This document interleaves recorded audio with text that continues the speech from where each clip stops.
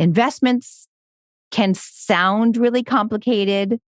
It can sound kind of scary because they might go up in value. They might go down in value. And I'm just going to give you the spoiler alert. At some point, they're going to go down in value. That's how they work. They go up, they go down. But over the long term, our hope, our belief is that they will go up more than that cash in the bank. So investments are for your longer term needs, such as, I don't know, retirement, like someday maybe wanting to hang it up and not work 40 or 60 or 70 hours a week. And again, when we're talking investments, you made the point, Stephanie, we're talking longer term money.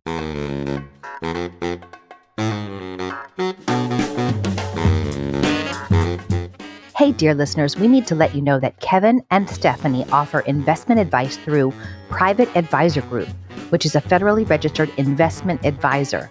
The opinions voiced in this podcast are for general information only and are not intended to provide specific advice or recommendations to any individual.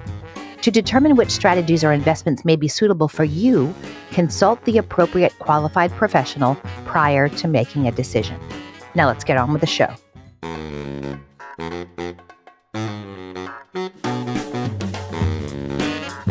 This is Take Back Retirement, the show that's redefining retirement for women. Retirement is an old-fashioned cultural concept. We want to reclaim the word so you can make it your own.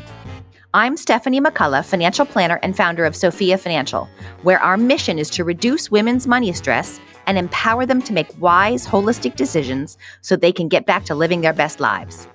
Kevin Gaines is my longtime colleague with deep knowledge in the technical stuff, investments, taxes, and retirement plan rules. He's a little bit geeky and quantitative. I'm a little bit touchy-feely and qualitative. Together, through conversations and interviews, we aim to give you the information and motivation you need to move forward with confidence. We're so glad you're here.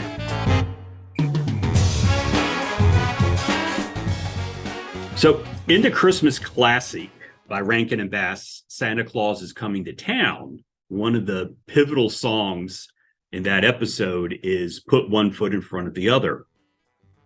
Well, pretty good parallels with that and financial planning. So today's episode is just trying to put one foot in front of the other.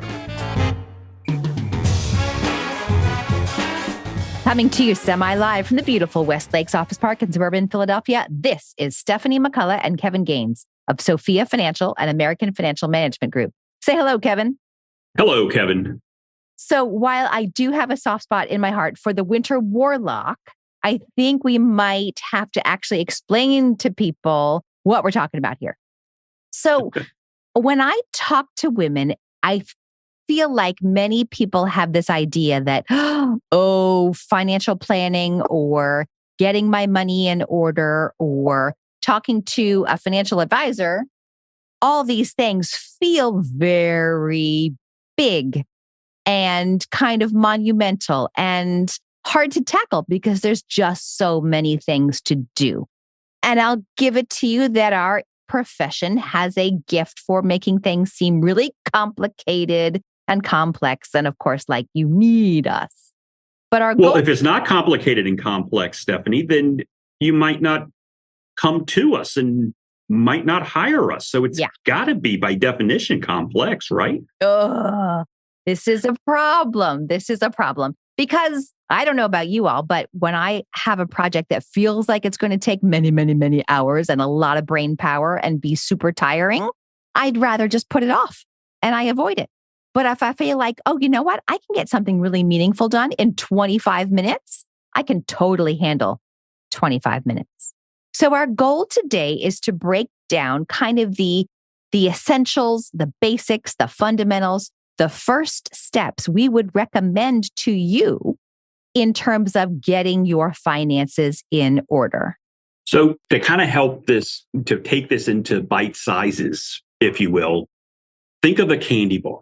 If you get one of those big king size candy bars, that's a really big piece of candy to eat, right?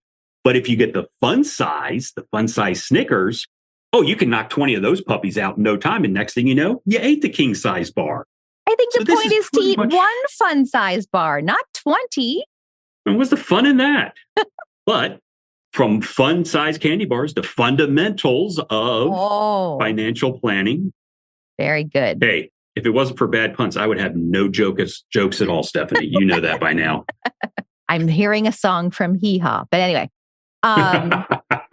so listeners, do you think this is actually fun? We're going to give you the fun size financial planning, kind of the modules, the essential first steps, if you will, that we would recommend. Because sometimes people are like, oh my gosh, there's so many things I have to do. What should I tackle first? Well, this is what we're going to give you today, what you should tackle first.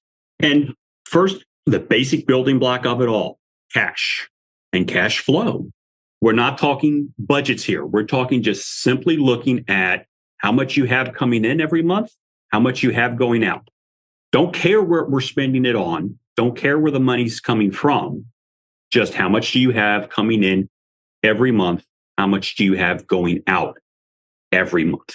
Answer that question, and you're already going to be ahead of probably 60, 70% of Americans. Just making up a completely random stat that has no supporting documentation, but let's go with it. Feels about right. So, yeah, I mean, should you eventually maybe someday look at where you're spending your money and whether it aligns with your values? Sure, absolutely. But if we're breaking it down to the bare bones, to the very simple beginnings, how many dollars are finding their way into your bank account, whether it's weekly, every 2 weeks, every month, every quarter, whatever it is. And if you're self-employed, maybe, it's totally sporadic when the money comes in and when it doesn't. Fine. How many dollars are finding their way to your bank account? How many dollars are going out? Do you have a surplus? Do you have a deficit? Is it matching as many dollars going out as coming in? Remember, anytime you're doing this type of exploration about your money, we need to set aside the self-judgment, that little shaming voice in our heads. That is not the goal here.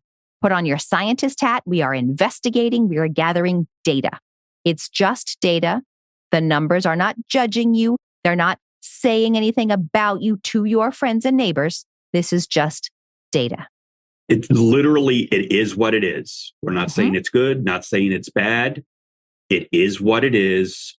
Once we know that, then we can take the next step. Right. But know this step first. Yeah. Knowledge is power. And if it varies, okay, pay attention to that.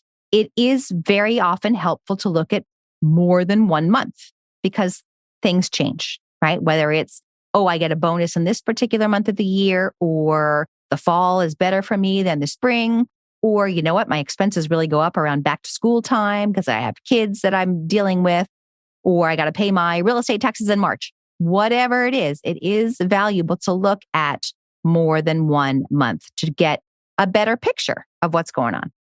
And then, because at the end of the day, we're looking at the trend. What is the average? Is it going? And also at the same time as you're looking at several months, you can see, is there a trend? Am I spending more and more each month, even allowing for back to school or annual expenses? Mm-hmm. Maybe that's a good thing. Maybe because you're having more income, you're able to spend more. Or, hey, sadly, it could be a bad sign. It's like, my spending's getting a little out of control. And then the next question is this increasing spending, is it a good thing or a bad thing? Meaning, are your necessary monthly expenses going up? Or are you just choosing to have more fun? See, I was getting into budgeting. Yeah. That's why I was trying to spike it. Right. Okay, dear listeners, Kevin and I are right now, we're sitting on our hands, we're biting our tongues, we're trying not to go down rabbit holes. And as financial advisors maybe tend to kind of show off our knowledge, but also make it more complex than it necessarily needs to be. So we're keeping it super simple. You're looking at how many dollars come in, how many dollars going out. You're not judging yourself. You're catching yourself if you start to hear that nasty voice that's shaming you, shaking their finger at you. As our friend Gretchen says, giving you the finger, which made me laugh. You're noticing this stuff and just starting to pay attention. And that's an essential piece of it, because if you don't know how many dollars you've got to work with, then it's really hard to make any other ongoing decisions about it. So now that we know how much we have coming in and how much we have going out. Question 2, how much savings should we have? Well, general rule of thumb is you should be able to cover 6 months of outflow. 3 to 6 months, let's say. 3 to 6 months. I tend to be a little bit more cautious, so I lean towards the 6 months. Kevin, when you say savings, a lot of people equate savings with just any kind of money they've put aside for the future. But I think you mean it more specifically. What does savings mean in this context? For this context, and I'm glad you actually asked that question, Stephanie, context, we're talking short-term savings, money that if you need because the inflow is slowing down, that you're going to grab. Or the outflow is speeding up. Or the outflow is speeding up. As happens, we all know. For some of us, both things happen. Yeah. But so cash in the bank, right? Cash in the bank, cash that you're going to pull out of your account to cover that next bill. Not retirement savings, not long-term investments or any other fancy terminology that some random magazine is telling you need to do. We're talking about one step away from cash in hand. So for those who want a more in-depth analysis of this, we'll refer you back to our episode 29. How much cash should I have and where should I be putting it? So that's what we're talking about in the step 2, how much cash. Right. And as Stephanie just said, 3 to 6 months is typically what most people are going to want to have set aside. Everybody has their own comfort level.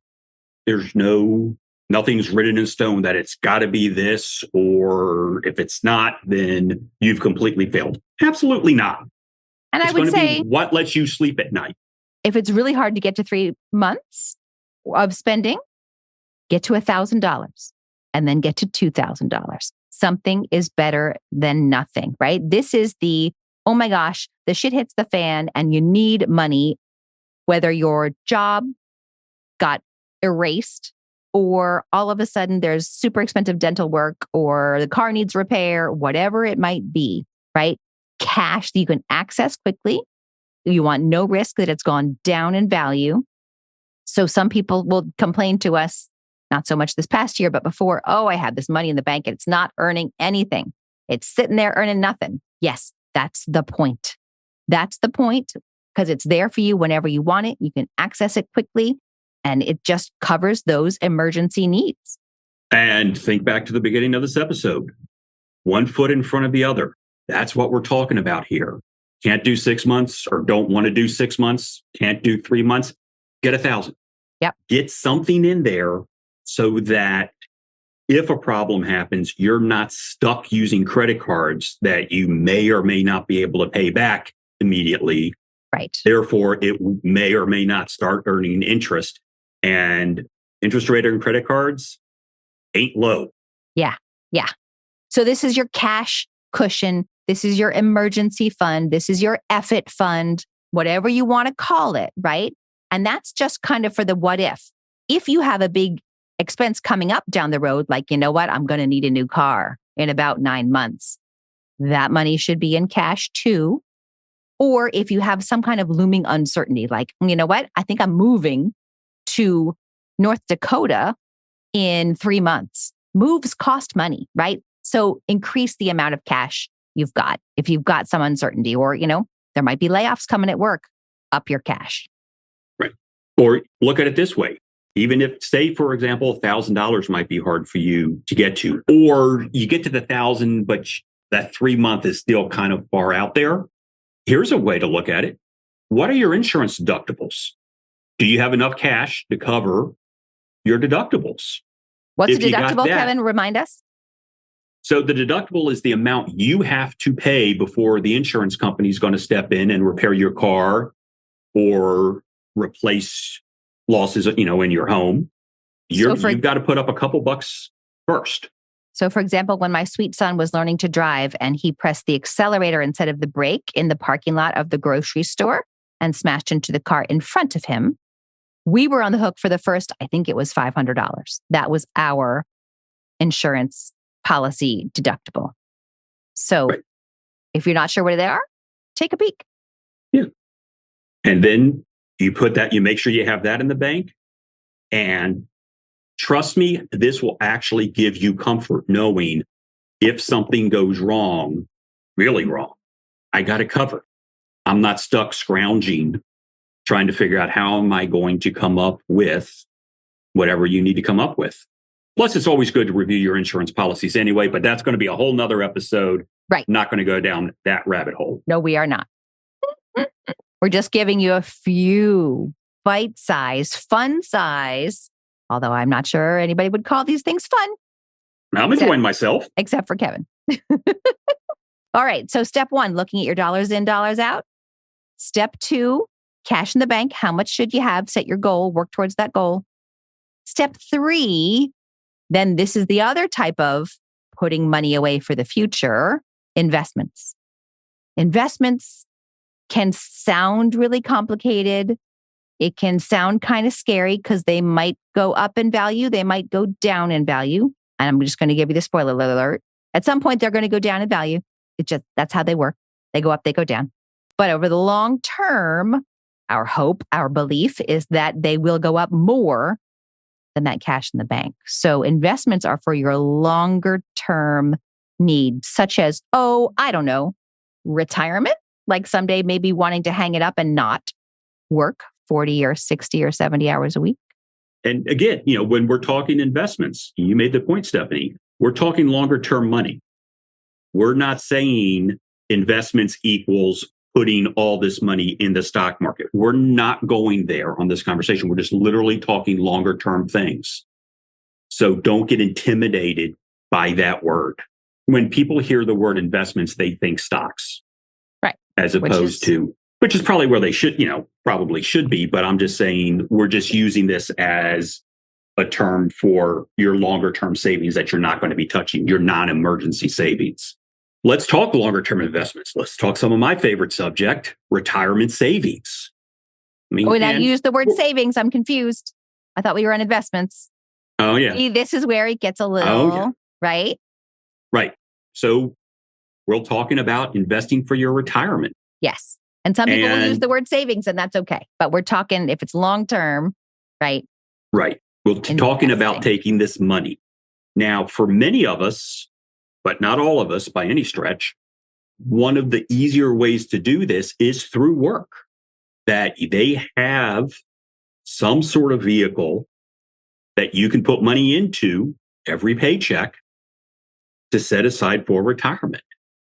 And in many ways, that can be probably one of your best options. They tend to have lower costs. More importantly, hopefully they'll have a matching option, which means you put in $1, they give you an extra $1 that goes into your account. Or 50 cents. Or 50 cents or 25 cents. Every plan has their own. It's free money. It's free money. It's extra money you're getting. That's a really powerful savings tool. Yeah. So, even if there's no match, because I've heard some people say, well, I'm not going to do my 401k at work because there's no match. It's still a really good plan to do, even with no match, because it's payroll deduction. You set it and forget it. You sign up. It comes right out of your paycheck. You never see it. It's in an account that's protected by a law. It's yours. It's in your name. So just because you don't see it doesn't mean like there's anything fishy going on here. This is a protected account in your name. And it goes in on a regular basis, which is a good investing practice to buy periodically, whether the markets are up or down. And then, hey, close your eyes. And in a few years, there's some money there. Putting it in a retirement savings account at work, here's another benefit. What you actually see disappear from your paycheck will be less than what you put in for many of us. So these dollars can go in what's called a pre-tax, which means before the government does their tax withholding out of those dollars, it goes into your retirement plan. So fine, you may be putting $1 into this retirement account, but you only see your paycheck drop by 80 cents. Why? Because not as much money as you're not having to pay as much money into payroll taxes and such. So it's not, don't get worried. Oh my gosh, if I set aside $100 a paycheck, I'm not going to have that $100 that I'm used to seeing. That's not necessarily true. You'll see a drop. It just won't be as big as you might fear. Mm-hmm. Yeah. So that's an extra little added benefit to doing the retirement plans at work. So we talked about savings vehicles, and it is confusing because people talk about retirement savings all the time. But we were talking step 2 was cash in the bank. And then this is step 3, investing. Super easy investing, retirement plan at work. If you have one, if you don't have one, you can still save for retirement. One of the great ones that everybody has got available to them if they have earned income in the US is IRAs, individual retirement accounts. And we talked about this in great detail with our lovely guest, Sarah Brenner, in episode 12, What Women Need to Know About IRAs. So IRAs, you get a tax benefit. You put your money away for retirement. Remember, anytime you get a tax break, there's a quid pro quo, so you can't take it out till 59 and a half, age 59 and a half without a penalty. And it's still a good thing to do. So the other piece, though, about these retirement accounts, 401k at work, IRA of your own, once you're in there, you got to pick an investment. And the simplest investment option is going to be a target date mutual fund. That means there is a date, like a year, in the title, in the name of the fund. And all you got to do is pick the year closest to the year you kind of maybe sort of might be retiring, like age 67, age 70, somewhere in there. Pick that year and you don't have to worry about anything else. Again, this is the Keep It Simple, Stupid episode. KISS, Keep It Simple, Stupid. So for more detail on that, we did episode number 45, What Women Need to Know About Target Date Fund. But you know, Kevin, there's a big misconception that if I don't have access to a retirement plan, or if I've already maxed out my contributions to my IRA, then I shouldn't do any more investing. Do you agree with that? Well, the I know no. the answer's see, I was going to go down with this complicated, maybe if these situations, that's right. You want to keep it simple. Yes. No, in all seriousness, yes, there's always ways you can invest more. Keeping it simple, there are other ways to invest that don't involve retirement accounts and the restrictions that come with them. Open Simple up a regular accounts, old account. Absolutely. And you can, just like we were talking about with retirement investing, you can set aside $50, $100 a month, a paycheck, go into this account. $1,000 a month? $5,000 a month? There's no 10,000. Do I hear 20? There's no limits when it's your own just regular investment account. Right. And in most cases, there's no minimums either. So, right. If you're just trying to get comfortable, you don't have to start off big. If you want to get bigger, by all means. But we're not talking about some sort of commitment that's just going to be like a millstone around your neck. Like, oh my gosh, I got to do this. No. Always We're flexible. talking about simple things that aren't going to stress you out. If putting $10,000 a month into an investment account is stressing you out, as it would with me, guess what? Go 100. There's no laws here. Right. And it doesn't have to be monthly either, right? With your retirement plan at work, you set it up, you do it each pay period. It's pretty easy to change the amount, but we want you to set it and forget it. With an individual investment account you own yourself, you can plop money in when you feel like it. You can take money out when you feel like it. There's no penalties. There's no age restrictions. So the only other piece to mention there is that there's always trade-offs and everything. With an investment account, that's great. You can get it whenever you want. However, it's not tax deferred like you have in a retirement account, meaning come January or February, you will get a form from your investment company, wherever the money is actually held. So it's called a 1099, and it's going to say, oh, you know what? Stephanie made some dividend interest this year, and she had some capital gains or capital loss this year. And you got to file those with your tax return, and you might owe a little bit of tax. If you're being taxed, it means you made money. So it's not necessarily a bad thing. Don't freak out. It also means you can sell that and access that money anytime you want to. And don't get intimidated that we're talking IRS form here. This form will literally tell you which boxes to put the numbers in, or even easier, just give it to your accountant to do. They'll give you a list of anything that you may have bought and sold, so you don't have to worry about tracking all of this stuff. Mm-hmm. All of this comes into this form. It makes it real easy. So keep your 1099s. So Kevin, let's say I did step one, or I'm doing step one again. I'm looking at my money in and money out. And, I realized, I didn't really need that subscription anymore. And, maybe I could cut back here. So I realize I have some dollars to put to work. How do I decide? What are the questions I should ask myself to figure out whether I should put them in my savings in the bank or my investments? First thing, get to that 3 to 6 months of savings. That's going to be the first thing you do with this extra money. Mm-hmm. Now, how's my cash cushion? Oh, it's kind of low. Maybe I'll top up my cash. Or it's good. Right. And guess what? It even just got easier because you reduced your expenses. You canceled that $100 a month subscription. Guess what? You don't need to worry about paying that anymore. Therefore, your monthly savings that you're trying to save, it goes down by $100. So if your monthly expenses are $5,000, oh my gosh, I need to have $15,000 to have 3 months. You don't need that anymore. It just went down by $100. You're only spending $4,900 a month now. Mm-hmm. It doesn't sound like a lot, I know. Makes a difference. But hey, so now you can save. Now you need to just save a little bit less. Next step, invest a little bit more. Again, we'll say that $100 a month. You can take that $100, increase how much you're putting into your retirement savings each month.